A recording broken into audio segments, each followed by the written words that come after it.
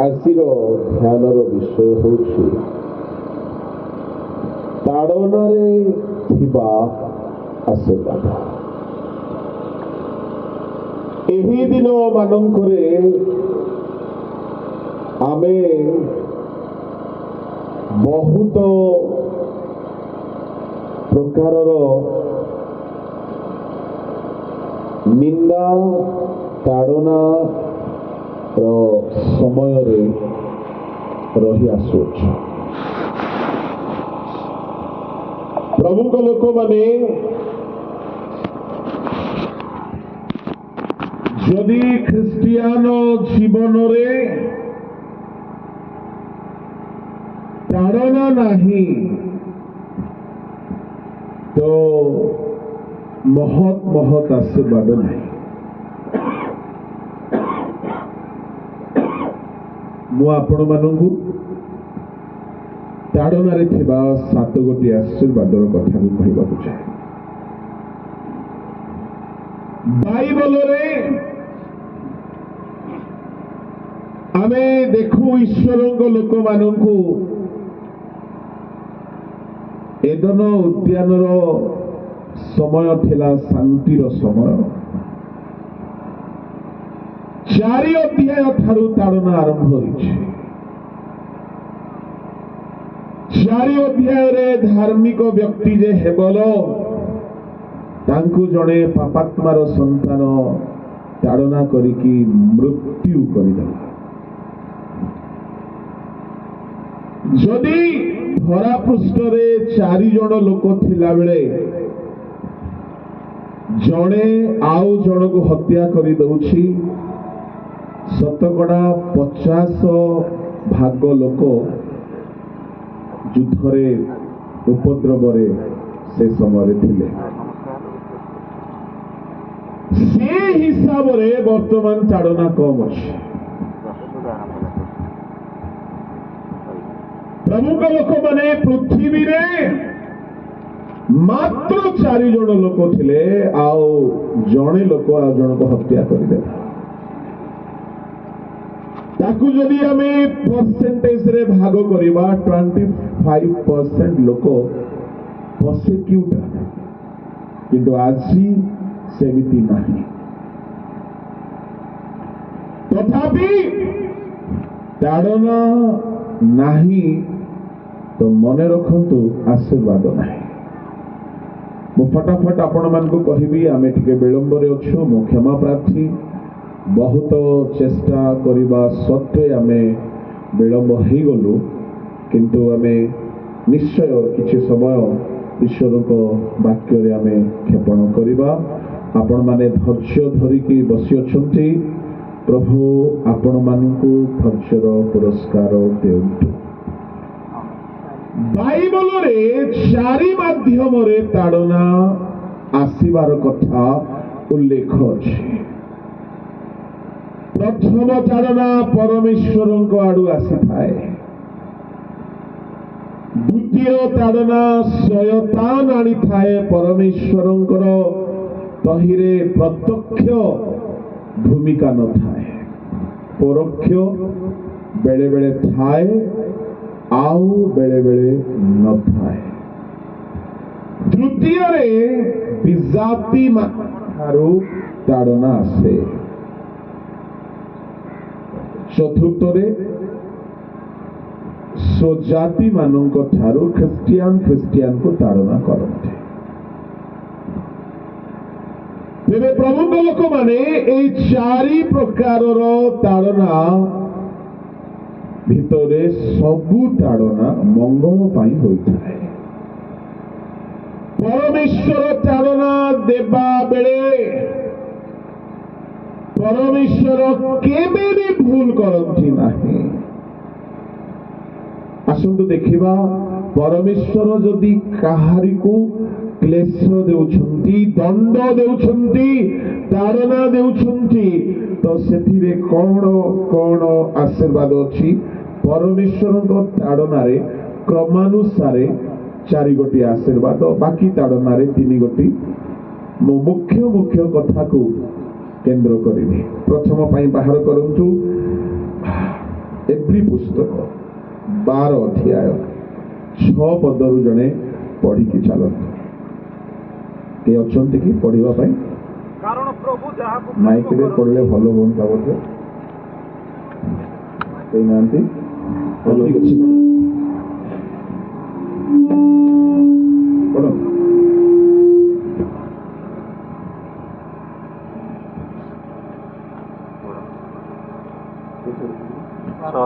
एप्री 12 कारण प्रभु ଯାହାକୁ ପ୍ରେମ କରନ୍ତି ତାହାକୁ ଶାସନ କରନ୍ତି ପୁଣି ଯେଉଁ ପୁତ୍ରକୁ ସେ ଗ୍ରହଣ କରନ୍ତି ତାହାକୁ ପ୍ରହାର କରନ୍ତି। ଶାସନ ଉଦ୍ଦେଶ୍ୟରେ ତ ତୁମେମାନେ କ୍ଲେଶ ସହ୍ୟ କରୁଅଛ, ଈଶ୍ୱର ତୁମମାନଙ୍କ ସହିତ ପୁତ୍ର ତୁଲ୍ୟ ବ୍ୟବହାର କରୁଅଛନ୍ତି। କାରଣ ପିତା ଯାହାକୁ ଶାସନ ନ କରନ୍ତି ଏପରି ପୁତ୍ର କିଏ ଅଛି? हालेलुया। एप्री 12 अध्याय रे परमेश्वर जाहाकु प्रेम करंती ताहाकु से शासन करंती एहा देखिबा को पाउछु। लेखा अछि जेउ पुत्र को से ग्रहण करंती ताहाकु प्रहार करंती। जदि आगमन दिन परमेश्वर आपण को अग्राह्य न करिकी शुणु ग्रहण करंतु बोली जदि आपण चाहूचंती आपण को से शासन करिकी ग्रहण योग्य बनाइबे। जदि आपण को ऊपर प्रभुଙ୍କର शासन हेउ नाही आपण को से अग्राह्य कर सारी पर लोकर पुओ को कहीं बापा मारिबो निज पुओ को सीना शासन करिवे। साउंड कौन होची मझे मझे कमी जाउची। जहा को से ग्रहण करिबा पई चाहंती तामाने प्रभु को लोक माने मु आपण को कहिबा पई चाहे एई दिन मानंकरे ताड़ना निंदा क्लेश विपद आसीबार केतेक संकेत आमे देखिबाकू पाउछु। बिल्कुल भय करिबार विषय नाही, जेहेतु ताड़ना नाही तो आशीर्वाद नाही। मु आपनकू कहिबा पई चाहे परमेश्वर जाहाकू निजर पुओ भावरे ग्रहण करिसंती जाहाकू निजर संतान भावरे ग्रहण करिसंती ताहार भूल को से देखिकी कदापि नीरव रहिबे नाही। यदि कहीं ख्रीष्ट विश्वासी ही पाप कले है दंड पाऊ नाही ता माने प्रभु ताकू छाड़ी देइछंती।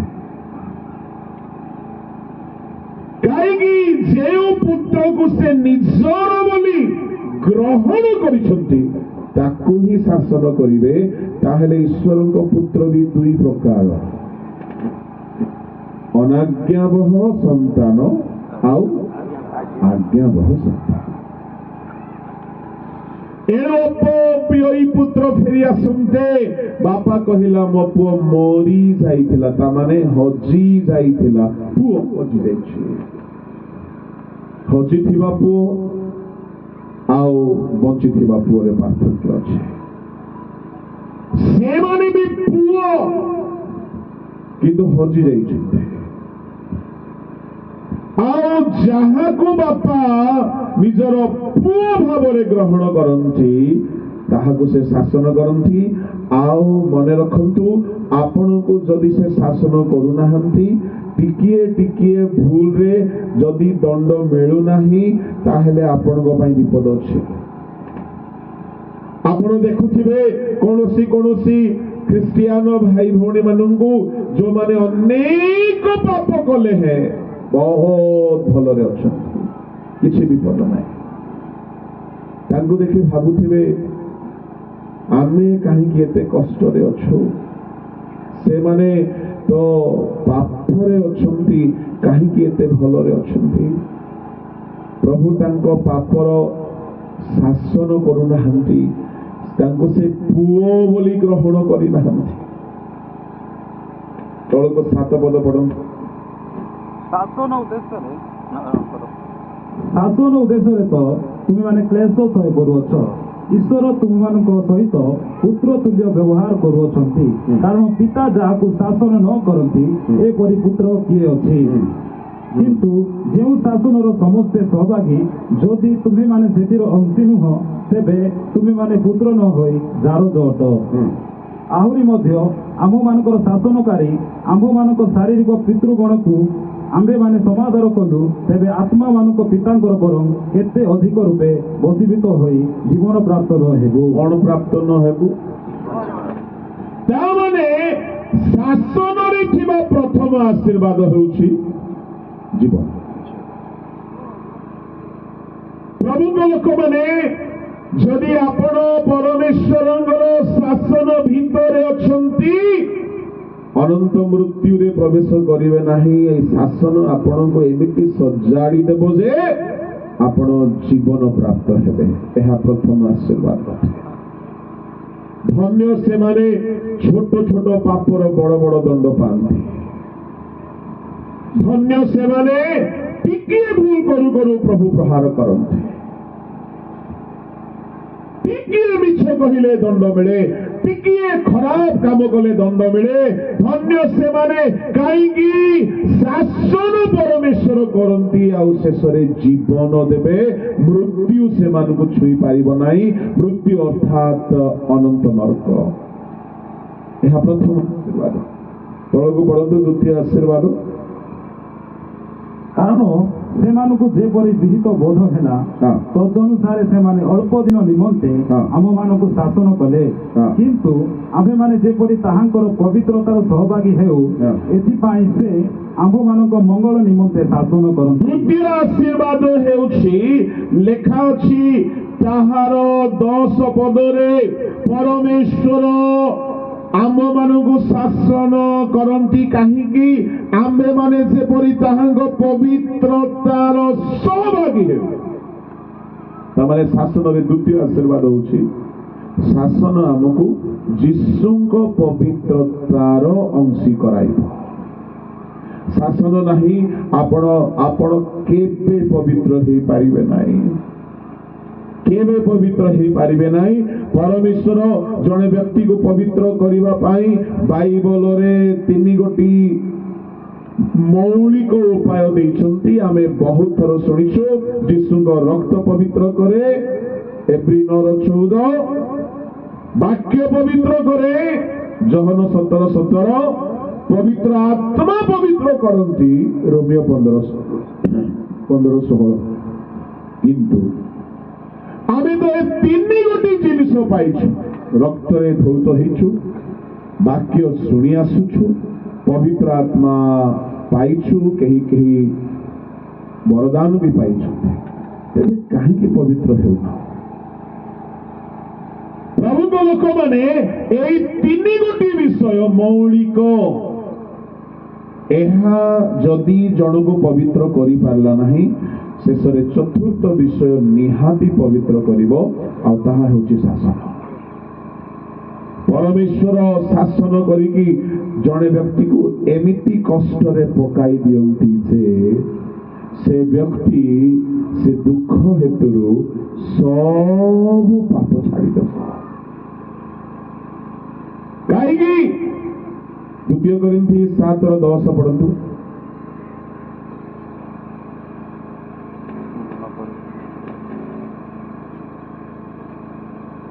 କାରଣ ଈଶ୍ୱରଙ୍କ ଇଚ୍ଛା ଅନୁସାରେ ଯେଉଁ ଦୁଃଖ, ଈଶ୍ୱରଙ୍କ ଇଚ୍ଛା ଅନୁସାରେ ଯେଉଁ ଦୁଃଖ, ତାହା ପରିତ୍ରାଣ ନିମନ୍ତେ ଏପରି ମନ ପରିବର୍ତ୍ତନ ଜନ୍ମାଏ ଯେ, ମନ ପରିବର୍ତ୍ତନ ଜନ୍ମାଏ।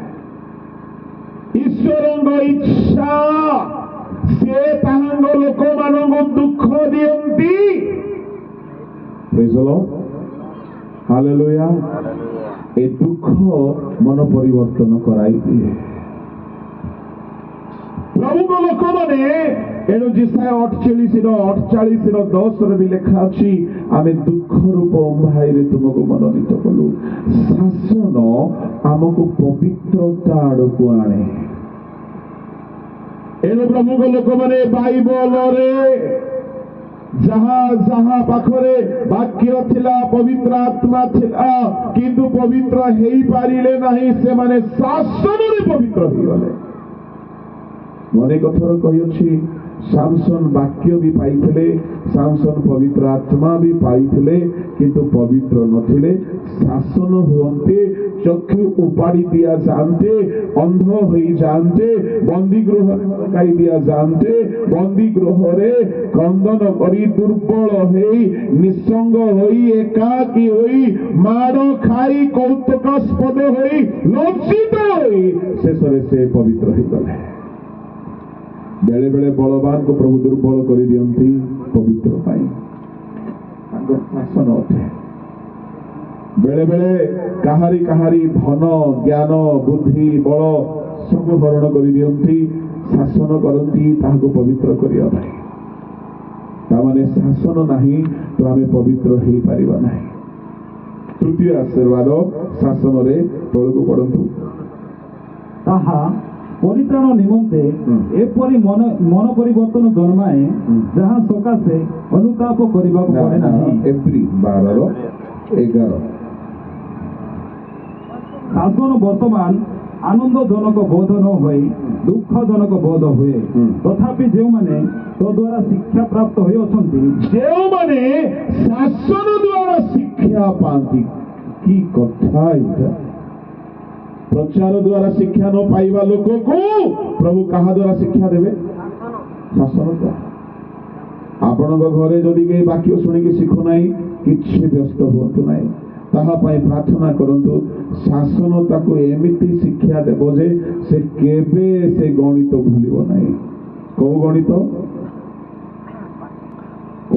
ईश्वरंक गणित ईश्वरंकर गणित अछि को गणित आज्ञा ईश्वरंकर भी गणित अच्छी कौ गणित दशमांश देवा गणित नले दशमांश बाहर कि गणित नथिले 10% आसीबो कोठू कई कई गणित रे पास ही जिवे गोटे गणित हैला ठीक हिसाब करी काढ़ी के दशमांश देवार गणित ए गणित रे सब्जेक्ट रे पास ही जिवे केते बेले प्रभु शासन करते तामाने कही के निश्चय दशमांश लुटिवा चोर गुड़ाक केते से माने मंगल पाइबे नहीं जेहेतु दशमांश को हरण करने लोक मान अभाव हुए प्रभुंकर गणित कौन गणित प्रभुंकर गणित होछि 1 + 1 is equal to 1 दुनिया रे गणित कौन पिला माने 1 + 1 is equal to 2 बाइबल रो गणित होछि 1 + 1 is equal to 1 कौन स्त्री स्वामी से दुहे एक ना दुई एक केमती एक केमिति एक कि गणित एटा ए गणित प्रभु शिखाई देबे स्वामी स्त्री पुणी दुई नुहंती एक केमती एक प्रथम करिन्थी 11 अध्याय बाहर करंतु सेठारे गणित कथा लेखा अछि टिके मु एक कथा कहिबी जेहेतु प्रभु आमनकु शासन करिकी शिखाई दिले एमिति शिक्षा मिले जे 11:3 टिके पढंतु किंतु ख्रीष्ट जे प्रत्येक पुरुषर मस्तक स्वरूप एवं पुरुष जे स्त्रीर मस्तक स्वरूप और ईश्वर जे ख्रीष्टंकर मस्तक स्वरूप यह तुम माने जान बोली मोर इच्छा एठारे केतरा मुंड कथा हमें देखु शांतनु भाई टिके आसंतु आपण को कष्ट देबे टिके हालेलुया प्रेज द लॉर्ड बोलो यीशु मसीह की भाई को एठारे देखुछंती भाई को मस्तक ଆଉ ଶରୀର ମଧ୍ୟରେ କେତେ ସେଣ୍ଟିମିଟର ଦୂରତା ଅଛି? କେତେ ଦୂର ଅଲଗା ଅଲଗା ଅଛି? ମସ୍ତକ ଆଉ ଶରୀର ଅଲଗା ଅଛି ନାହିଁ, ସଂଲଗ୍ନ। ଆଚ୍ଛା, ତେବେ ଏଠାରେ ପ୍ରତ୍ୟେକ ସ୍ତ୍ରୀର ମସ୍ତକ ହେଉଛି ପୁରୁଷ। ଯେତେ ବିବାହିତ ମାନେ ଅଛ ଟିକେ ହାତ ଉଠେଇବ କି? ଯେତେ ଜଣ ବାହା ହେଇଛ? ଓ ବହୁତ ଲୋକ ବାହା ହେଇଛନ୍ତି, ହାତ ତଳ କରନ୍ତୁ। ଯେଉଁ ସ୍ତ୍ରୀ ମାନେ ପୁରୁଷ ମାନେ ଏଠାରେ ବାହା ହେଇକି ଅଛନ୍ତି, ଆପଣ ଏ ଗଣିତ ଶିଖି ନାହାନ୍ତି, ପରମେଶ୍ୱର ପିଟି ପିଟିକି ଶିଖେଇବେ। କୋଉ ଗଣିତ ଏଇଟା? ଏଇଟା ବାଇବଲର ଗଣିତ। ଏଇଟା ହଉଛି ଫ୍ୟାମିଲି ମ୍ୟାଥମେଟିକ୍ସ। ଫିନାନ୍ସ ମ୍ୟାଥମେଟିକ୍ସ ମୁଁ ଶିଖେଇଦେଲି, ଏଇଟା ହଉଛି ଫ୍ୟାମିଲି ମ୍ୟାଥମେଟିକ୍ସ।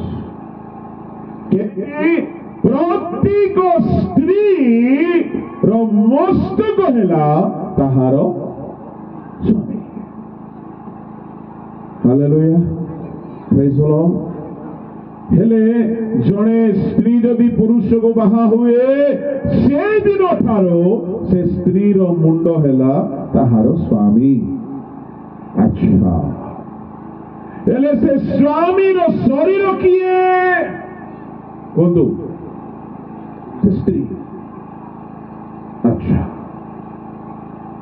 ହେଲେ ଏଇ କଥାକୁ କେନ୍ଦ୍ର କରିକି ସବୁ ପ୍ଲାନିଂ କେଉଁଠାରୁ ହେବା ଉଚିତ? ଆପଣଙ୍କର ପ୍ଲାନିଂ କିଏ କରେ? ହାତ କରିକି, ଗୋଡ଼, ପେଟ। ପେଟକୁ ଯିବ ଖାଦ୍ୟ, ପ୍ଲାନିଂ କରିବ କିଏ? ମୁଣ୍ଡ। ଲୁଗା ପିନ୍ଧିବ ପୁରା ଦେହ, ମୁଣ୍ଡ କିଛି ପିନ୍ଧିବ ନାହିଁ, ପ୍ଲାନିଂ କରିବ କିଏ? ମସ୍ତକ। ପୁରା ଶରୀର ଶୋଇବ, ବିଶ୍ରାମ କରିବ, ଇଚ୍ଛା କରିବ କିଏ? ତାମାନେ ପୁରା ଶରୀର କାହାର ଅଧୀନ ହେବ? ଭଉଣୀ ମାନେ ଭାବୁଥିବେ ଏମିତି ତ ଆମର ସ୍ୱାମୀ ଆମକୁ ହଇରାଣ କରି ପକଉଛି, ଏ କଥା ଯାକ କହିଲେ ଆହୁରି ବେଶୀ ସେ କରିବ, ଉଠବସ କରି ପକଉଛି। ଶୁଣନ୍ତୁ, ମୁଁ ବିଲକୁଲ ନିରପେକ୍ଷ ପ୍ରଚାର କରୁଅଛି, କୌଣସି ପକ୍ଷରେ ମୁଁ ନାହିଁ, ନିରପେକ୍ଷ ପ୍ରଚାର କରୁଅଛି। ଆଚ୍ଛା, ଗୋଟିଏ ସୁସ୍ଥ ମସ୍ତିଷ୍କର ବ୍ୟକ୍ତି, ଯାହାର ମୁଣ୍ଡ ବିଲକୁଲ ଠିକ ଅଛି, କୌଣସି ଅସୁସ୍ଥତା ତାର ମସ୍ତିଷ୍କରେ ନାହିଁ, ସେ ନିଜ ଶରୀରର ଅମଙ୍ଗଳ ଚିନ୍ତା କେବେ ବି କରିବ କି?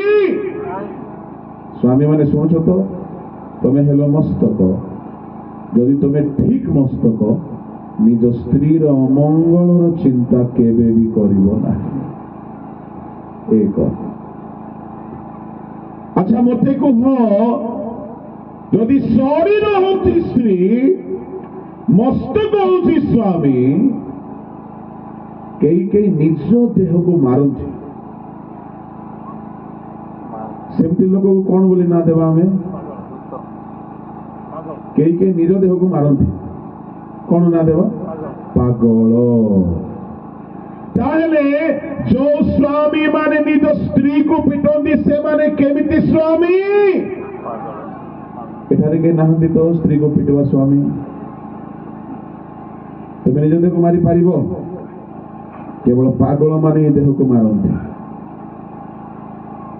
ଯଦି ସ୍ତ୍ରୀକୁ ତମେ ମାରିଛ କେବେ ହେଲେ, ତମକୁ ପ୍ରଭୁ ଗଣିତ ଶିଖେଇବେ, ଶାସନ କରିକି ଶିଖେଇବେ।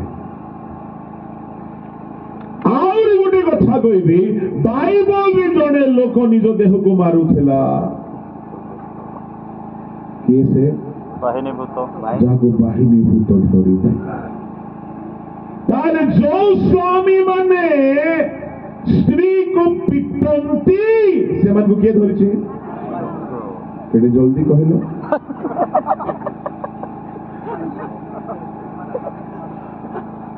ଶୁଣନ୍ତୁ, ମୁଁ ଆପଣଙ୍କୁ କହିବା ପାଇଁ ଚାହେଁ, ଗୋଟେ ପ୍ରଶ୍ନ, ଗୋଟେ ସ୍ୱର ଆସୁଥିଲା, ସ୍ତ୍ରୀ ମାନେ ସ୍ୱାମୀକୁ ମାରିଲେ କେମିତି ହେବ?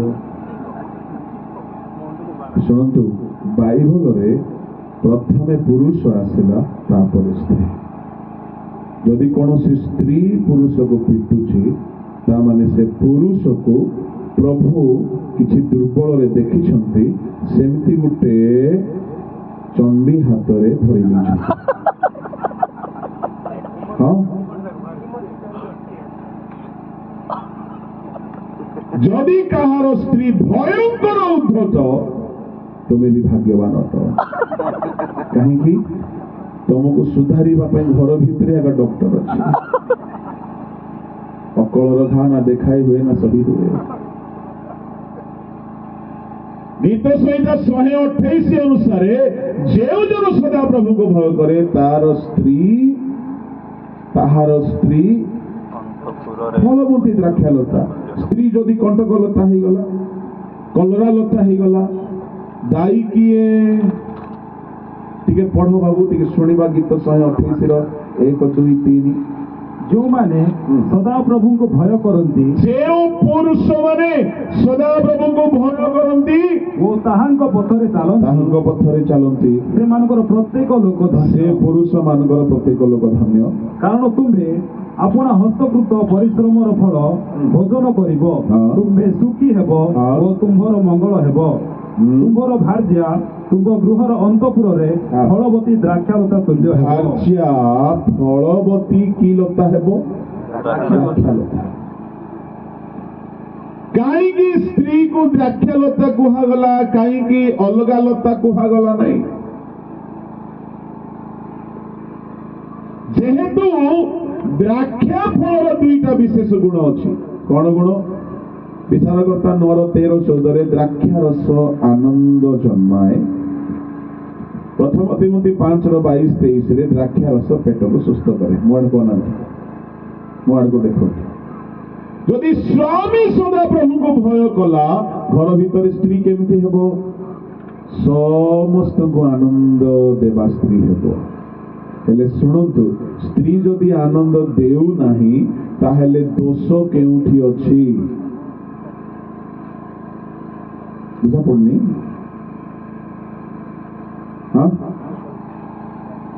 ଏକ ପଦରେ ପରା ଲେଖା ଅଛି, ଯେଉଁ ଜନ ସଦାପ୍ରଭୁଙ୍କ ଭୟରେ ଚାଲେ ତାହାର ସ୍ତ୍ରୀ ଫଳବତୀ ଦ୍ରାକ୍ଷାଲତା ହେବ। ଯଦି ସେ ଲୋକ ପ୍ରଭୁଙ୍କ ଭୟରେ ଚାଲୁନାହିଁ, ତାର ସ୍ତ୍ରୀ କଲରା ଲତା ନହେଲେ କଣ୍ଟକ ଲତା ହେବ। ତାହେଲେ ତୁମର ସ୍ତ୍ରୀ ଯଦି କଣ୍ଟକ ଲତା, କୁଆଡୁ ସ୍ୱାମୀ ଟେନସନ ହେଇକି ଆସିଲା ବେଳକୁ ଇଏ ଆଉ ଗୋଟେ କଣ୍ଟା ଫୋଡି ଦଉଥିବ। ଏଥିର ମୂଳ ଦାୟୀ କିଏ? ମୁଁ ଘରର ସ୍ୱାମୀ ବୋଲି କହିଲେ ହେବ ନାହିଁ, ସ୍ୱାମୀ ହିସାବରେ ରହିବାକୁ ପଡିବ। ହେଲେ ଶରୀର ଯଦି ବିଗିଡି ଯାଇଛି, ରୋଗଟା ଏଇଠି ଅଛି। ଗୋଟେ ଭୟଙ୍କର କଥା ମତେ ବାଇବଲରୁ ଦେଖିବାକୁ ମିଳିଲା। କଣ? ଯୀଶୁ ଖ୍ରୀଷ୍ଟଙ୍କୁ ଠିକ ସ୍ତ୍ରୀ ମିଳିଲା କି ଆଜ୍ଞା? କଣ କହୁଛନ୍ତି ବାଳକ ଆଜ୍ଞା ମାନେ? ଯୀଶୁଙ୍କୁ ଯଦି ଠିକ ସ୍ତ୍ରୀ ଆମେ ମିଳିନୁ, ଆମକୁ କୁଆଡୁ ମିଳିଯିବ ଠିକ ସ୍ତ୍ରୀ? କଣ ଭାବୁଛନ୍ତି? Marriage is all about adjustment. ଇଏ ଟିକେ ଆଡଜଷ୍ଟ କରିବ। ମତେ ଗୋଟେ କଥା କୁହ ଶାନ୍ତନୁ ଭାଇ, ଯାହା କହିବ ସତ କହିବ, ମିଛ ଛଡା ସତ ହିଁ କହିବ। ଆପଣଙ୍କର ଦେହରେ ଆପଣଙ୍କର ସର୍ବାଙ୍ଗକୁ ନେଇକି ଆପଣ ସମ୍ପୂର୍ଣ୍ଣ ଆନନ୍ଦିତ। ମୋର ପେଟ, ମୋର ପିଠି, ମୋର ମୁହଁ, ମୋର ନାକ, ମୋର ଚୁଟି, ମୋର ନଖ, ମୋର ରଙ୍ଗ ବଢିଆ। ମତେ ଏତେ ଖୁସି ଯେ ଏମିତି ଆପଣ ସନ୍ତୁଷ୍ଟ ହୁଅନ୍ତି ନା? ଟିକେ ଟିକେ ନା ଏଟା ଟିକେ ଭଲ ହେଇଥିଲେ ଭଲ ହେଇଥାନ୍ତା ଲାଗନ୍ତି। ସମ୍ପୂର୍ଣ୍ଣ ସନ୍ତୁଷ୍ଟ ନାହିଁ। ସମ୍ପୂର୍ଣ୍ଣ ସନ୍ତୁଷ୍ଟ ନାହିଁ। ମତେ ଯଦି କେହି ପଚାରିବେ, ଆଜ୍ଞା ଆପଣଙ୍କର ଶରୀରକୁ ନେଇ ଆପଣ ସମ୍ପୂର୍ଣ୍ଣ ସନ୍ତୁଷ୍ଟ? ମୁଁ କହିବି ବିଲକୁଲ ବି ନାହିଁ। ଏବେ ନାହିଁ କି ପିଲା ବେଳରୁ ନାହିଁ। କାହିଁକି? ଏବେ ଅଣ୍ଟା ବଡ ହେଇଗଲା, ପେଟ ବଢିଗଲା, ଚୁଟି ଝଡିଗଲା, ରଙ୍ଗ କମିଗଲା, ଦୁର୍ବଳ ହେଇଗଲା। ମୋର ଶରୀର ମତେ ଏବେ ଭଲ ଲାଗିବ। କାର ଶରୀର? ଫୁଟବଲ ଖେଳାଳି ମାନଙ୍କ ପରି ଗୋଟେ ଦେହ ହେଇଥାନ୍ତା କି ବୋଲିକି ଏଇଟା କାଟିକି ସେଟା ଆଣି ଲଗେଇଦେବି କି ମୁଁ? ନାହିଁ। ସେମିତି ବେଳେ ବେଳେ ନିଜର ସ୍ତ୍ରୀ ଠାରେ ଅନେକ ବିଷୟ ଦେଖାଯିବ ଯୋଉଟା ଆମକୁ ଭଲ ଲାଗିବ ନାହିଁ ବୋଲି ଆମେ ତାକୁ କାଟିକି ଫୋପାଡ଼ି ପାରିବା ନାହିଁ। ଆମ ଦେହ ମୋଟା ହେଉ, କଳା ହେଉ, ଗୋରା ହେଉ, ବାଙ୍ଗରା ହେଉ, ଟିପା ହେଉ, ରୋଗିଆ ହେଉ, ଆମେ ତାହାକୁ ପ୍ରେମ କରୁ। କାହିଁକି? ସେ ଏକା। ଏ ଗଣିତ ଯଦି ଶିଖି ନାହାନ୍ତି ପ୍ରଭୁ ପିଟି ପିଟିକି ଶିଖିବେ। ଯୋଉମାନେ ଅନ୍ୟ ସ୍ତ୍ରୀକୁ ଦେଖି ଦେଖିକି ମନେ ମନେ ଲାଲ ପିଅନ୍ତି, ଏମିତି ଲୋକ ଅଛନ୍ତି। ଅନ୍ୟର ସ୍ୱାମୀକୁ ଦେଖି ମନେ ମନେ ଗୁଡ଼ ଖାଆନ୍ତି। କାଶ ମୋର ଏମିତି ହେଇଥାନ୍ତା। ମୁଁ କହିବା ପାଇଁ ଚାହେଁ, ବାଇବଲର ଗଣିତ ପ୍ରଭୁ ତୁମକୁ ଯେଉଁ ସ୍ତ୍ରୀ ଦେଇଛନ୍ତି, ଯେଉଁ ସ୍ୱାମୀ ଦେଇଛନ୍ତି, ତାହା ସହିତ ସଂଲଗ୍ନ ହେଇକି ରହିବ। ସେ ସୁନ୍ଦର ହେଉ ନ ହେଉ, ବୁଦ୍ଧିମତୀ ହେଉ ନ ହେଉ, ଗୁଣବତୀ ହେଉ ନ ହେଉ, ତୁମ ଶରୀର ଅଟେ। ତୁମ ଶରୀରକୁ ତୁମେ ଘୃଣା କରିପାରିବ ନାହିଁ। ସେ ଦୁହେଁ ଏକାଙ୍ଗ ପ୍ରଭୁ କରି ଅଛନ୍ତି। ତେଣୁକରି ପ୍ରଭୁ ଯାହାକୁ ଶାସନ କରନ୍ତି ସେମାନଙ୍କୁ ଏସବୁ ପିଟି ପିଟିକି ଶିଖାନ୍ତି। ଶିକ୍ଷିତ ହେବେ ପ୍ରଭୁ ଯାହାକୁ ଶାସନ କରିବେ। ଆହୁରି କେତେକ ଗଣିତ ଅଛି। ବୋଲୋ ୟେଶୁ ମसीହ କି ହାଲେଲୁୟା। Thank you. बोलो यीशु महाराज की हालेलुया। ताड़नारे थिबा एहा हेला केते नंबर आशीर्वाद? प्रभु ताहाको शासन करंती, ताहाको प्रथम रे ग्रहण करंती, द्वितीय रे ताहाको पवित्र करंती, आउ तृतीय रे पढ़ी दियो ताहार 11 पद टिके 12 रो एब्री। शासन वर्तमान आनंदजनक बोधन हुए, दुःखजनक बोध हुए। तथापि ଯେଉଁମାନେ ତୋ ଦ୍ୱାରା ଶିକ୍ଷା ପ୍ରାପ୍ତ ହୋଇଅଛନ୍ତି ତାପରେ ସେମାନଙ୍କୁ ଶାନ୍ତିର ଫଳସ୍ୱରୂପ ଧାର୍ମିକତା ପ୍ରଦାନ କରେ। ତାମାନେ ପ୍ରଭୁ ଯାହାକୁ ଶାସନ କରନ୍ତି ସେମାନଙ୍କୁ ଧାର୍ମିକତା ମିଳିବ। ପ୍ରଭୁ ଯାହାକୁ ଶାସନ କରନ୍ତି, ଗ୍ରହଣ କରନ୍ତି, ପ୍ରଭୁ ଯାହାକୁ ଶାସନ କରନ୍ତି ସେମାନଙ୍କୁ ପବିତ୍ର କରନ୍ତି। ପ୍ରଭୁ ଯାହାକୁ ଶାସନ କରନ୍ତି ଧାର୍ମିକ କରନ୍ତି। ମୁଁ ପ୍ରଭୁକୁ ବହୁତ ଧନ୍ୟବାଦ ଦେବି ଯେ ମୋତେ ଛୋଟ ଛୋଟ ଭୁଲରେ ପ୍ରଭୁ ବଡ଼ ବଡ଼ ଶାସନ କରିଛନ୍ତି। ମୋ ପ୍ରଭୁଙ୍କ ଦ୍ୱାରା ମାଡ଼ ଖାଇଥିବା ଲୋକ ଆଜି ଏଠାରେ ଠିଆ ହେଇଛି। ଯଦି ମୋତେ ପ୍ରଭୁ ଶାସନ କରିନଥାନ୍ତେ ମୁଁ ଏତେ ବିଷୟ ଶିଖି ପାରିନଥାନ୍ତି। ବାଇବଲ କଲେଜରେ ତୁମେ ବାଇବଲର ବାକ୍ୟ ଶିଖିବ, କିନ୍ତୁ ଯାହା ଅନ୍ୟକୁ ଶିଖାଇ ପାରିଲା ଭଳିଆ ଜିନିଷ, ଅନ୍ୟର ମଣ୍ଡଳୀକୁ ଗଢ଼ି ପାରିଲା ଭଳିଆ ଜିନିଷ ଶିଖିପାରିବ ନାହିଁ। ହିଷ୍ଟ୍ରି ଶିଖିବ, ଚର୍ଚ୍ଚ ହିଷ୍ଟ୍ରି ଶିଖିବ, ଅନେକ ଥିଓଲୋଜି ଶିଖିବ, କିନ୍ତୁ ପ୍ରଭୁ ଯାହାକୁ ପିଟି ପିଟିକି ଶିଖାନ୍ତି ସେ ଅନେକଙ୍କୁ ଶିକ୍ଷା ଦେଇପାରିବ। ପ୍ରଭୁଙ୍କ ଲୋକମାନେ ପ୍ରଭୁ ଯାହାକୁ ଶାସନ କରନ୍ତି, ଚତୁର୍ଥ ଆଶୀର୍ବାଦ ହେଲା ସେମାନେ ଆଜ୍ଞାବହ ହୁଅନ୍ତି। ଏପ୍ରି 5:7-8 ପଢନ୍ତୁ।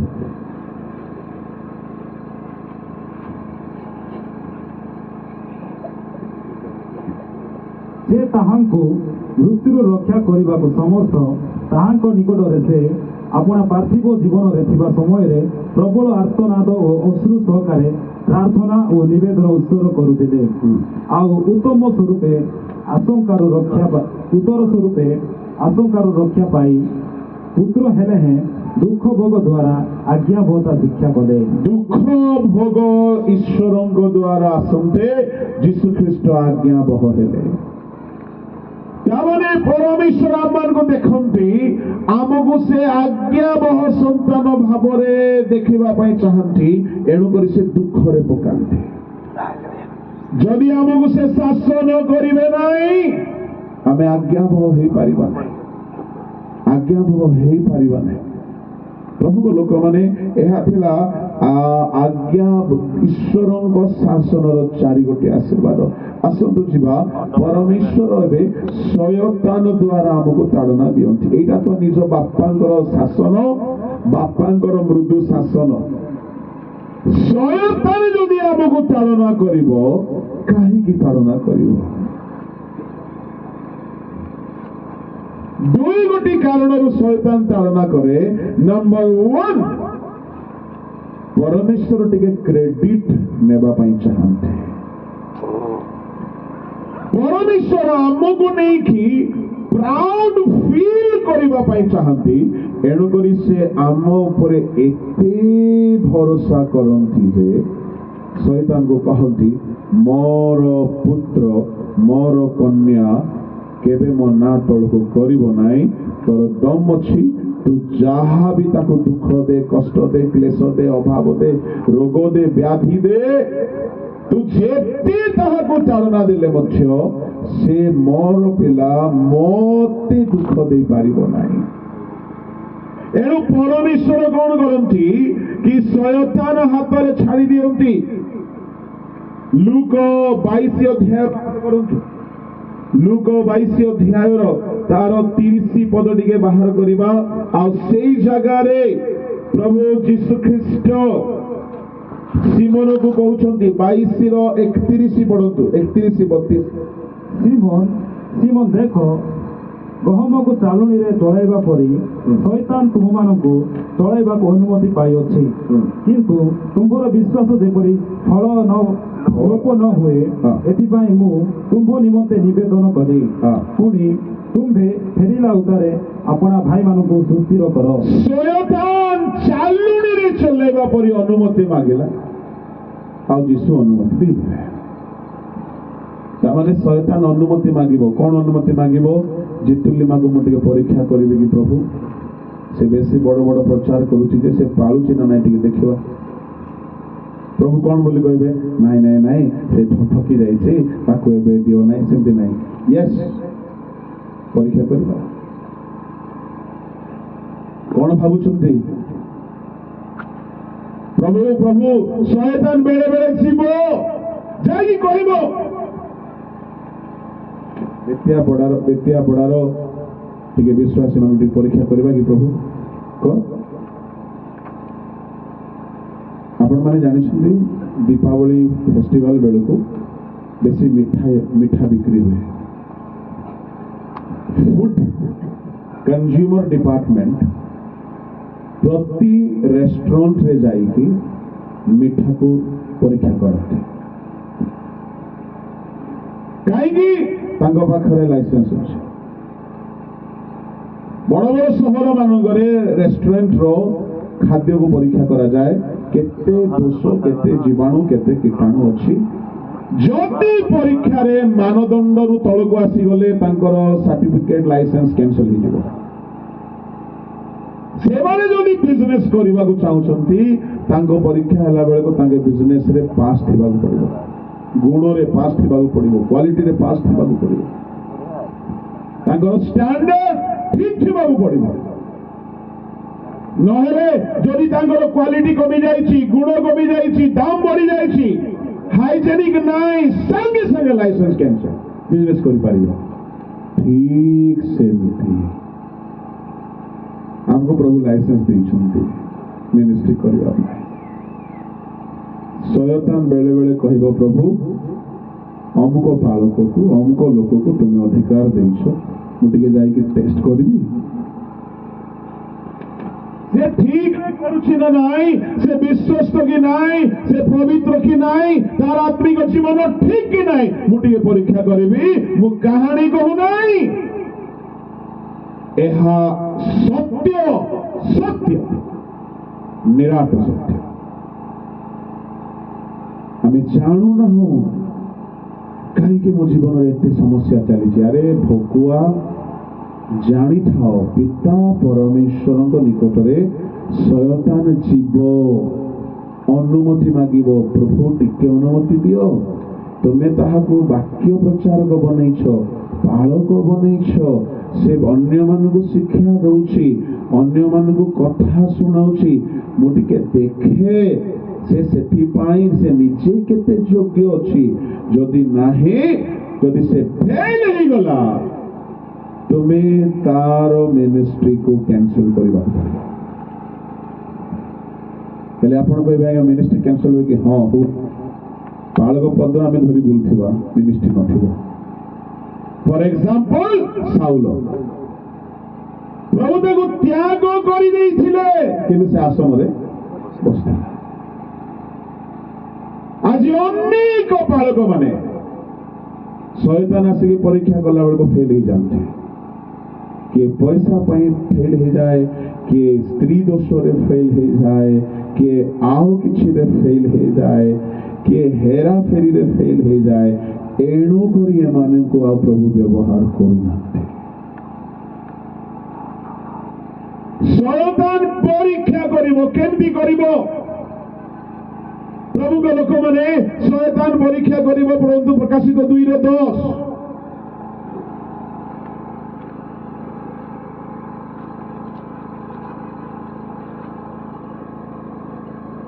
जो सब दुख भोग करने जाऊच से सब को भय कर नाही देख तुम मान परीक्षा निमंते शैतान तुम मध्य कहारी कहारी को कारागर निक्षेप करिवो के निक्षेप करिवो शैतान निक्षेप करिवो अच्छा तो शैतान निक्षेप करिवो बोली किए कहउछंती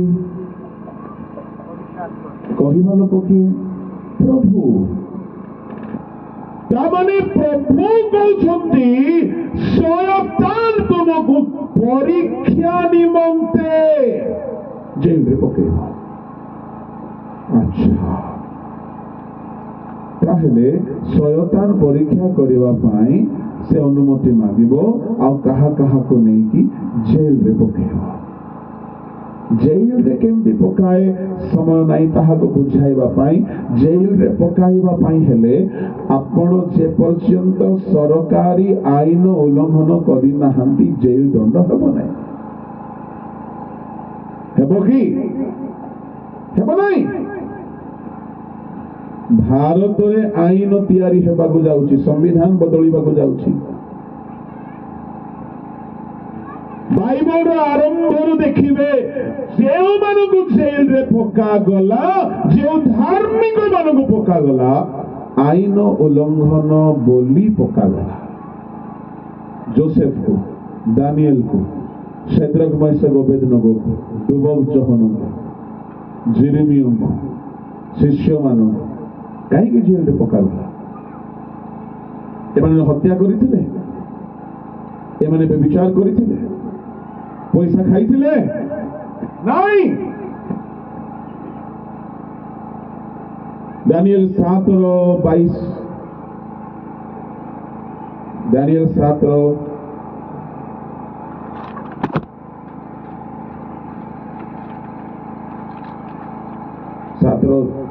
25 पढ़ंतु 22:25 पुणी से सर्वपरिष्ठ विरुद्ध कथा कहब या भंड ख्रीष्ट संबंध भाववाणी से सर्वपरिष्ठ विरुद्ध कथा कहब वो सर्वपरिष्ठ पवित्र गण को जीर्ण करिब आउ से काल और व्यवस्थार परिवर्तन करने को विचार करिब जेतेबेले भंड ख्रीष्ट आसीब तार प्रथम लक्ष्य हेबो आईन को बदलाइबे एबे हमर भारत रे आर्टिकल 25 आर्टिकल 26 अनुसार we have the freedom right to preach propagate our religion our faith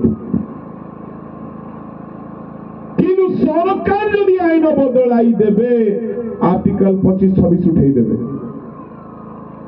कहिबे केही निजर धर्मर प्रचार करि पारिबो नाही सुनतु बालक आज्ञा माने हेले आमे सेतेबेले करिबा ना नाही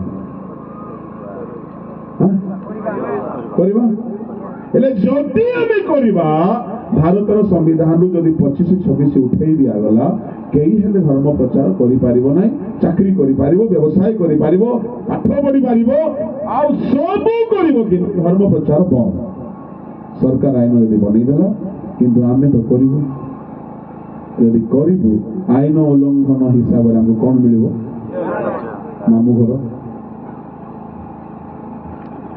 एइटा हेइथिला जोसेफ सहित जोसेफ पोटिफर स्त्री रो केस रे जेल को गला काई जानि सुंदी कृतदास माने ନିଜର ସାନ୍ତାଣୀର ଯୌନ କ୍ଷୁଧା ମଧ୍ୟ ନିବାରଣ କରିବା ପାଇଁ ସେ ଦେଶରେ ଆଇନ ଥିଲା, କିନ୍ତୁ ଯୋସେଫ ତାହା ପାଳନ କଲା ନାହିଁ। ଦେବଦାସୀ ପ୍ରଥା, ପିତଦାସ ପ୍ରଥା ଏସବୁ ଥିଲା। କାହିଁକି ଦାନିଏଲ ସିଂହ ଗର୍ତ୍ତରେ ପଡ଼ିଲେ? ଆଇନ ଉଲ୍ଲଂଘନ। ରାଜା ଆଇନ କରିଥିଲେ କେହି ହେଲେ ରାଜାଙ୍କ ଅନୁମତି ବିନା ପ୍ରାର୍ଥନା କରିବ। କାହିଁକି ସୈନ୍ୟ ବର୍ଷକୁ ଅଗ୍ନିକୁଣ୍ଡରେ ପକାଗଲା? ରାଜାଙ୍କର କଥା ମାନିଲା ନାହିଁ, ଆଇନ ଉଲ୍ଲଂଘନ। ମୁଁ କହିବା ପାଇଁ ଚାହେଁ, ପ୍ରଭୁଙ୍କ ଲୋକମାନେ, ଭୟଙ୍କର ଦିନ ଆସୁଅଛି, ସମ୍ବିଧାନ ବଦଳିବ। ବାଇବଲ କହୁଛି ଆଜି ଆମେ ଫ୍ରିଡମରେ ଅଛୁ। ଆଜି ଆମେ ବାଇବଲ ପଢୁନା ହଉ। ଗୋଟେ କଥା ମନେ ରଖିଥାନ୍ତୁ, ମୁଁ ଈଶ୍ୱରଙ୍କ ଦାସ ବାକ୍ୟରୁ କହୁଅଛି, ଘରୁ ଘରୁ ବାଇବଲ ହଟାଇ ଦିଆଯିବ। ଏବେ ତମକୁ ବେଶୀ ଉତ୍ପାତ ଯେ ବାଇବଲ ପଢୁନାହାନ୍ତି। ଆଜ୍ଞା ଘରେ ବାଇବଲ ଥିବ ସିନା ଧରିକି ଆସିବେ। ବାଇବଲ ହଟାଇ ଦିଆଯିବ। ଆରବ ଦେଶରେ ବାଇବଲ ଧରିକି ଚାଲି ପାରିବେ ନାହିଁ। ଦେଖିଲେ ବୋଲି କହିଲେ ସେ ଦେଶର ଆଇନ ଅନୁସାରେ ଜେଲ ହେବ, ଆଉ କେହି ମୁକୁଳାଇ ପାରିବେ। ଏବେ ବାଇବଲ ଅଛି, ଧରିକି ବୁଲିବାକୁ କଷ୍ଟ, ପଢିବା ପାଇଁ କଷ୍ଟ, ଆଉ ବହୁତ ଶୀଘ୍ର ହେବାକୁ ଯାଉଛି। ବର୍ତ୍ତମାନର ସରକାର ବି ଚେଷ୍ଟା କରୁଛନ୍ତି ଭାରତର ସମ୍ବିଧାନକୁ ବଦଳାଇବା ପାଇଁ। ଏଇଥର ଯଦି ମେଣ୍ଟ ସରକାର ହେଇନଥାନ୍ତା, ଆମର ବାଣ୍ଟ ହେଇଥାନ୍ତା। ମୁଁ କହିବା ପାଇଁ ଚାହେଁ, କିନ୍ତୁ ଏତିକି ବିଷୟ ଜାଣି ରଖନ୍ତୁ, ପ୍ରଭୁଙ୍କ କାମ ବନ୍ଦ ହେବ ନାହିଁ। ଆଇନ ବଦଳେଇବାରେ ଈଶ୍ୱରଙ୍କ ଲୋକମାନେ ଜେଲ ଯିବେ, ମାଡ଼ ଖାଇବେ, ଶୟତାନ ଜେଲରେ ପକାଇବ, ଆଉ ଶୟତାନ କ୍ଲେଶ ଦେବ, କିନ୍ତୁ ଈଶ୍ୱରଙ୍କ କାମ ବନ୍ଦ ନା କେବେ ହେଇଛି ନା କେବେ ହେବ। ହାଲେଲୁୟା। 5 ଜଣ କଣ୍ଟା ମୁନରେ ଗୋଇଠା ମାରିବା କଷ୍ଟକର ଅଟେ। ଭୂତାଣୁ ଆସିଗଲା, କରୋନା ନାଁରେ ଗିର୍ଜାରେ ତାଲା ପଡିଗଲା, କିନ୍ତୁ ଈଶ୍ୱରଙ୍କ ସୁସମାଚାର ଜୁମ୍ ଜରିଆରେ ଘରେ ଘରେ ପହଞ୍ଚିଗଲା। ଆଇନ ବଦଳିଯିବ, କିନ୍ତୁ ଆମର ନେତା ସେ ସର୍ବଜୟୀ ଅଟେ, ସେ ରୁଲିଂ ପାର୍ଟି, ସେ ସିଂହାସନରେ ବସୁଛନ୍ତି, ସେ କେବେ ଭୋଟରେ ହାରି ନାହାନ୍ତି। ହାଲେଲୁୟା। ଆଉ ଆମେ ତାଙ୍କର ଗୋଟେ ଗୋଟେ ଲିଡର। ହଁ, ଏହା ସତ ଅଟେ, ଆମର ବିଜୟୀ ଦଳର ନେତା ଯୀଶୁ ଖ୍ରୀଷ୍ଟ କେବେ ନା ହାରିଛନ୍ତି ନା ହାରିବେ, କିନ୍ତୁ ଶୟତାନ ହାତରେ ସେ ଆମକୁ ଛାଡ଼ିବେ। କାହିଁକି ଛାଡ଼ିବେ? ସେ ଟିକେ ପ୍ରାଉଡ ଫିଲ୍ କରିବା ପାଇଁ ଚାହାନ୍ତି। ଆରେ ମୋର ପୁଅକୁ ତୁ ଦେଖ, ତୋର ଦମ ଅଛି, ତା ସାମ୍ନାରେ ପଇସାର ସେ ଛୁଇଁବ ନାହିଁ। ଦେଖିଲା ବେଳକୁ ଏ ପୁଅ ଯେ ପଇସା ଖୋଜି ଖୋଜି ଖାଉଛି। ମୋର ପୁଅକୁ ଟିକେ ଦେଖ, ତା ସାମ୍ନାରେ କେତେ ବଡ଼ ପ୍ରଲୋଭନ ଆସୁ, ଅଭିଳାଷର, ସେ ହଲଚଲ ହେବ ନାହିଁ। ହେଲେ ପ୍ରଭୁ ଟିକେ ସେମିତି ଗର୍ବ ଅନୁଭବ କରିବା ପାଇଁ ଚାହାନ୍ତି। ଏଣୁ କହିଲେ ସମସ୍ତଙ୍କୁ ଜେଲରେ ପକା ହେବ କହିଲେ ନାହିଁ, କାହାରି କାହାରି କି। ହେଲେ ଶୁଣ, କାହାରି କାହାରି କି ଜେଲରେ ପକା ହେବାଟା, ହେଲେ ଯାହା ଯାହାକୁ କାରାଗାରରେ ପକାଯିବ, ଆଜ୍ଞା ସେମାନେ ଭାଗ୍ୟବାନ ନା ଦୁର୍ଭାଗା? ବହୁତ ଭାଗ୍ୟବାନ, ବହୁତ ଭାଗ୍ୟବାନ। କାହିଁକି ଶୁଣିଛନ୍ତି? ପଢନ୍ତୁ ପଢନ୍ତୁ, କଣ୍ଟିନ୍ୟୁ କରନ୍ତୁ। ସେଇ 2:10 କୁଆଡେ ପଳଉଛ? ପ୍ରକାଶିତ। ଯେଉଁ ସବୁ ଦୁଃଖ ଭୋଗ କରିବାକୁ ଯାଉଅଛ, ସେ ସବୁକୁ ଭୟ କର ନାହିଁ। ଭୟ କର ନାହିଁ। ଦେଖ ଦେଖ, ତୁମମାନଙ୍କ ପରୀକ୍ଷା ନିମନ୍ତେ ଶୈତାନ ତୁମମାନଙ୍କ ମଧ୍ୟରୁ କାହାରି କାହାରିକୁ କାରାଗାରରେ ନିକ୍ଷେପ କରିବ, ଆଉ ତୁମେମାନେ 10 ଦିନ କ୍ଲେଶ ଭୋଗ କରିବ। ତୁମେ ମରଣ ପର୍ଯ୍ୟନ୍ତ ବିଶ୍ୱସ୍ତ ଥାଅ। କେବେ ଯାଏ? ମରଣ ପର୍ଯ୍ୟନ୍ତ ବିଶ୍ୱସ୍ତ ଥାଅ। କେବେ ଯାଏ ବିଶ୍ୱସ୍ତ? ମରିବା ଯାଏ, ମରିବା ଯାଏ। ନୂଆ ନୂଆରେ 9ଟା ପୁରୁଣା ପଡ଼ିଲେ ଚଳିବ ନାହିଁ। ମରିବା ଯାଏ ବିଶ୍ୱସ୍ତ। ହେଲେ ମରଣ ପର୍ଯ୍ୟନ୍ତ ବିଶ୍ୱସ୍ତ ବୋଲି କହିଲେ ମରଣ ବି ଆସିପାରେ। କିଏ ଆଣିବ ଏଇଟା? ସୈତାନ। ହେଲେ ମରଣ ଯାଏ ବିଶ୍ୱସ୍ତ ରହିଲେ କଣ ମିଳିବ ଶେଷରେ? ସେଥିରେ ଆମ୍ଭେ ତୁମକୁ ଜୀବନ ରୂପକ ମୁକୁଟ ଦେବୁ। ମଣିଷ ପଡୁଥିବ ବାବୁ, ହଁ ସାହିତ୍ୟରେ ହେଲେ ପାସ୍ ହେଇଥାନ୍ତ କି? କୋଉ ମୁକୁଟ ଦେବା? ଜୀବନ ରୂପ ମୁକୁଟ। ହଁ, ମୁଁ ଭାବୁଥିଲି ମୁଁ ଜଣେ ଏକା ଗଧ କି ବୋଲେ, ଯୁଆଡେ ଗଲେ ନୂଆ ନୂଆ ଗଧ ଦିଶୁଛନ୍ତି।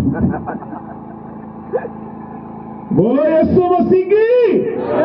ହେଲେ ଜୀବନ ମୁକୁଟ କେତେ ଲୋକ ଦରକାର?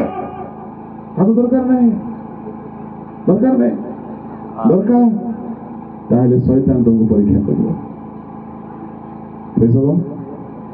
ଏବେ ମରିବି, ତେବେ ମରିବି, ମରିଯିବି ନା କଣ, ନା ପ୍ରାଣ ପଳେଇବ ନା କଣ, ନା ଏମିତି ପରୀକ୍ଷା ଆସିଲା ବେଳକୁ ଆପଣ ବାକ୍ୟରେ ବିଶ୍ୱସ୍ତ ହେବେ, ସତ୍ୟରେ ବିଶ୍ୱସ୍ତ ହେବେ, କର୍ମରେ ବିଶ୍ୱସ୍ତ ହେବେ, ପ୍ରାର୍ଥନାରେ ବିଶ୍ୱସ୍ତ ହେବେ, ପବିତ୍ରତାରେ ବିଶ୍ୱସ୍ତ ହେବେ, ଦାନରେ ବିଶ୍ୱସ୍ତ ହେବେ, ସେବାରେ ବିଶ୍ୱସ୍ତ ହେବେ।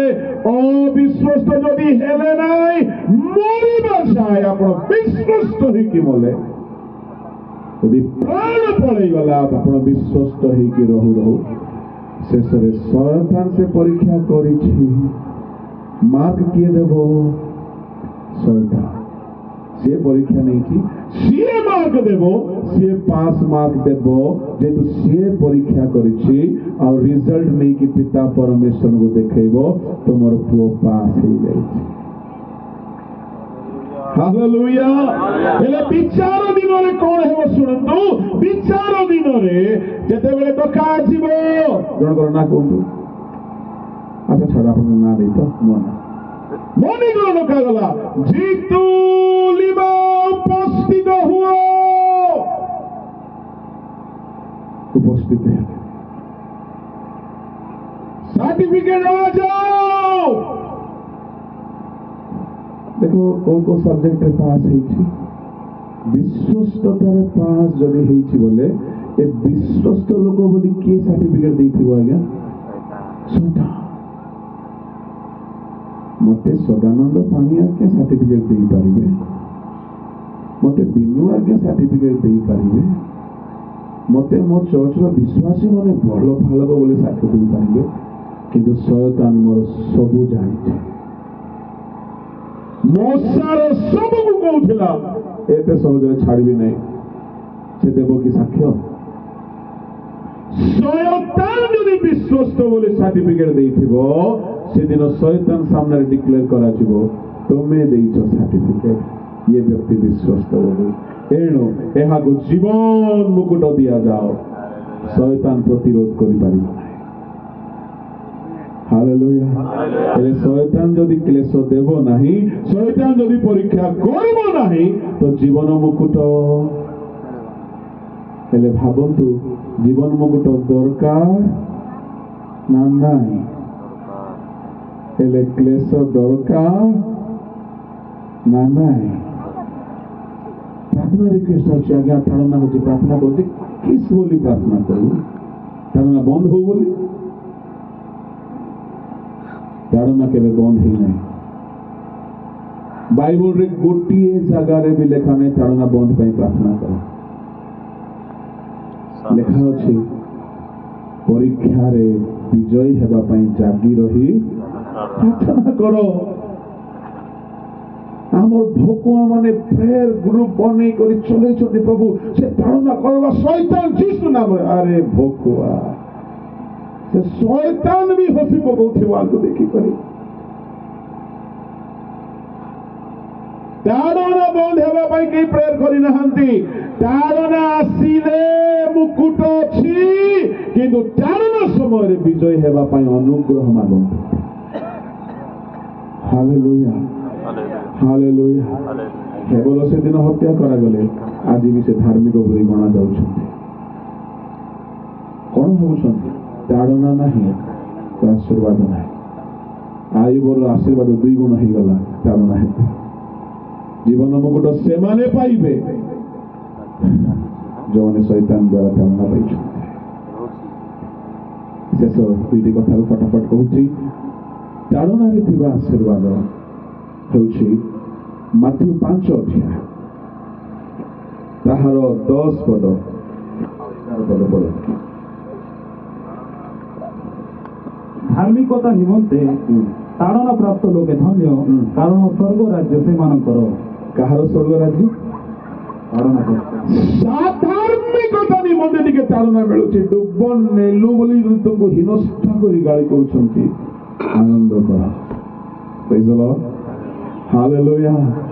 ଧାର୍ମିକତା ନିମନ୍ତେ, ପରିତ୍ରାଣ ନିମନ୍ତେ, ଡୁବନ ନିମନ୍ତେ, ପବିତ୍ରତା ନିମନ୍ତେ, ସତ୍ୟତା ନିମନ୍ତେ, ସତ୍ୟ ପ୍ରଚାର ନିମନ୍ତେ ତାଡ଼ନା ହେଉଛି ସ୍ୱର୍ଗ ତୁମର।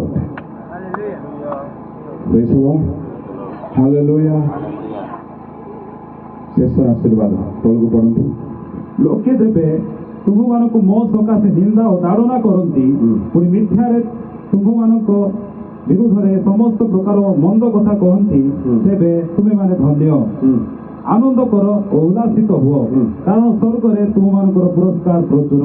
କେତେ ପୁରସ୍କାର? କେତେ ପୁରସ୍କାର? କେତେ? ହାଲେଲୁୟା। ତାଡ଼ନା ନାହିଁ। ଏ ତାଡ଼ନା କି ତାଡ଼ନା? ମିଥ୍ୟାରେ ନିନ୍ଦା, ବଦନାମ। ବେଳେ ବେଳେ ନିଜ ଲୋକମାନେ, ପ୍ରତ୍ୟେକ ଲୋକମାନେ ମିଥ୍ୟାରେ ବଦନାମ କରିବେ। ଆନନ୍ଦ କର, ଆନନ୍ଦ କର, ସ୍ୱର୍ଗରେ ପୁରସ୍କାର ପ୍ରଚୁର। ଆଉ ଗୋଟିଏ କଥା କହିବି, ତାଡ଼ନା ନାହିଁ ତ ସ୍ୱର୍ଗରେ ଗୌରବ ନାହିଁ।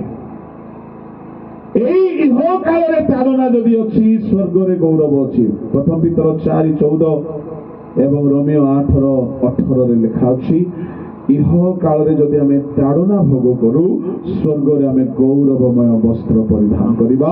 ପ୍ରଭୁଙ୍କ ଲୋକମାନେ, ଏ ବସ୍ତ୍ର ସବୁ ଏଠାରେ ରହିଯିବ। ସ୍ୱର୍ଗରେ ଆମେ ଯୀଶୁଙ୍କ ପରି, ପିତା ପରମେଶ୍ୱରଙ୍କ ପରି ଗୌରବର ଅଧିକାରୀ ହେବା। ତାହା କେବେ କ୍ଷୟ ପାଇବ ନାହିଁ। କିନ୍ତୁ ପ୍ରଭୁଙ୍କ ହେତୁରୁ ତାଡ଼ନା ପାଇଲେ ଯାଇ ସ୍ୱର୍ଗରେ ଗୌରବ ଅଧିକ ହେବ। ତାହେଲେ ତାଡ଼ନାରେ ଅଛି ଅନେକ ଆଶୀର୍ବାଦ। କିଏ ଜଣେ ୟୁଟ୍ୟୁବରେ କଣ କହିଦେଲା ବୋଲି ଆମର ଲୋକମାନେ ଯୋଉ ବାୟାବରା ହଉଛନ୍ତି। କାହିଁକି କାଦୁଅରେ ତୁମେ ଟେକା ପକାଉଛ? ନୀରବ ରୁହ। ହାଲେଲୁୟା, ପ୍ରେଜ୍ ଦ ଲର୍ଡ।